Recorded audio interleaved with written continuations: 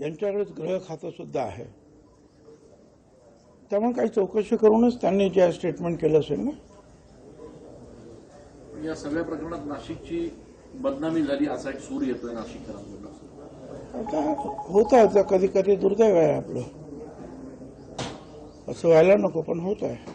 अनेक गोष्टी घडत असतात, काही इतर काही गुन्हे शहरामध्ये घडतात. कधी रस्त्यावरून आपलं नाव खराब होतं तर कधी अनेक काहीतरी मर्डर्स वगैरे होतात, तर कुठे शेतकऱ्यांचे पैसे डुबवले जातात. अशा असंख्य गोष्टींनी काहीतरी होतात, पण हे होऊ नये हे आपलं दुर्दैव आहे. साहेब, सुनील तटकरे यांनी अत्यंत मोठं विधान केलेलं आहे की दोन्ही राष्ट्रवादी जर विलीन करायचे असतील भाजपत तर त्यासाठी भाजपच्या वरिष्ठ नेत्यांची अनुमती लागेल, चर्चा करावी लागेल त्यांच्याशी. कसं बघताय या विधानाकडे? नाही तर असं आहे ना की ते पक्षाचे प्रांताध्यक्ष आहेत, त्यामुळे त्यांना त्या बाबतीमध्ये अधिक माहिती आहे, त्यामुळे त्यांनी ते स्टेटमेंट केलं असेल. मुळात असं काही घडतंय का हे सुद्धा आपल्याला पाहावं लागेल आणि मग त्याच्यावर काय कॉमेंट करायची. पण मलाही ते माहिती नाही की मुळात असं काही घडतंय.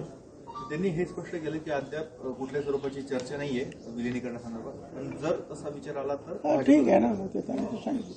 कारण आता जे आहे आम्ही तिघे जर एकत्र सरकार बनवलेलं आहे त्यावेळेला एकमेकाला विचारणं, सल्ला घेणं स्वाभाविक आहे ना.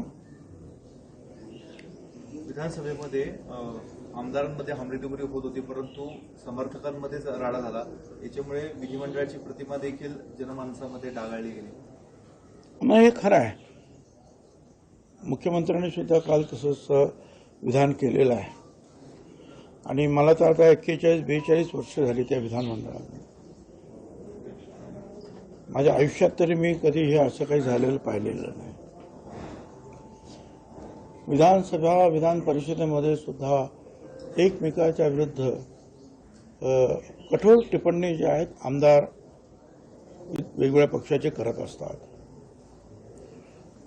परंतु विधानसभेच्या बाहेर पडले किंवा विधान परिषदे बाहेर पडले की ते एकत्र बसून चहा घेणं, थट्टा मस्करी करणं असं सगळं चालायचं. एकमेकाला मदत करत होते शासनसुद्धा आणि ते विरोधी पक्षसुद्धा आमदारांना मदत करायचे त्यांच्या काही अडचणी असतील तर.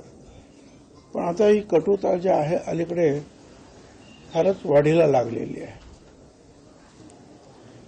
त्यामुळे आमच्यासारख्याला सुद्धा अतिशय दुःख होतं ज्याने 41-42 आणि त्या 1985च्या विधानसभा, विधान परिषदेपासून ज्यांनी ते काम पाहिलेलं आहे, चर्चा ऐकलेली आहे, लोक पाहिलेले आहेत, वेगवेगळे नेते पाहिलेले आहेत.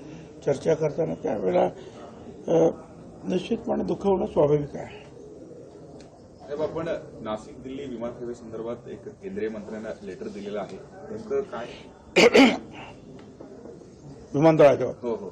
आता असं आहे ना की आपण हे पहिलं विमानतळ जे आहे जवळजवळ 10-11 वर्षापूर्वी बांधलं. त्यावेळेला समीर भाऊ आणि आम्ही खूप प्रयत्न करावे लागले आम्हाला. ते पण खासदार होते त्यावेळेला. आणि हे जे HAL जे आहे त्यांची ऑफिसेस जे आहेत प्रमुख लोक बँगलोरमध्ये असतात, दिल्लीमध्ये असतात. मग त्यांना अगोदर त्यांच्याशी चर्चा करणं, त्यांना समजवणं, त्यांच्या मीटिंगमध्ये जाणं आणि मग ते सगळं देशमुख नावाचे तिथे एक मोठे प्रमुख होते, त्यांनी पण सहकार्य केलं त्यावेळेला आणि मग आपल्याला ती जागा मंजूर झाली. तर जागा मंजूर झाल्यानंतर पैशासाठी मंत्रिमंडळाचा हे वगैरे वेळ लागला असता. PWD माझ्याकडे होतं आणि म्हणून PWDच्या माध्यमातून या देशातलं पहिलं विमानतळ जे आहे हे आपण म्हणजे टर्मिनस जे आहे आपण ते बांधलं आणि ते छान सुद्धा आहे. पण आपण पाहतो की आता लोकशाही मराठी ऐका, पहा, जागरूक रहा.